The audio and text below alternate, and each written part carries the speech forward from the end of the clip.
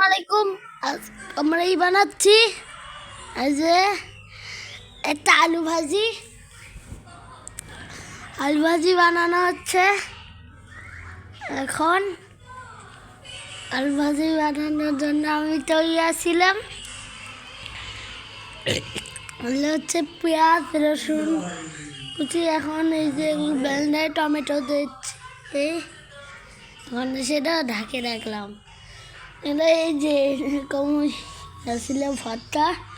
এই যে কয়েকটা ডিম আর আলু দিছি সিদ্ধ সিদ্ধ নিচে একটা আলু ভাজি করলো কীরকম একটা চিপসের মতো, সেটা আপনারা বুঝতে পারবেন না। ডিম কাটলাম,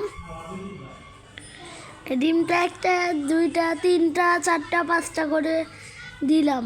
এখন সবগুলো ডিম ভাজা হয়ে গেল, তো ভাজা এখন হয়েছে। এখন এই যে এগুলো হচ্ছে কি তরকারি? আলু ভাজি না, আলু ভাজির তরকারি। আর এটা যে তরকারি সেই ঝাল হয় ওটা নেই। আলু দিলাম কয়েকটা চিপসের মতো। আমি একটা কাঁচা খাইছিলাম, ওটা কিন্তু খেতে মজা। কাঁচা আলু খেলে আরও ভালো লাগবে, না খাই দেখেন। আমাদেরই হয় আলু ভাজি হয়ে গেল, একটু পরে এটা ভাত দিয়ে খাবো। এখন আমরা চিড়া ভাজা করব।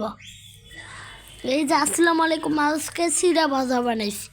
এই চিড়া ভাজা হচ্ছে 2025 সাল। এটা আমার মই আছে থইয়াও না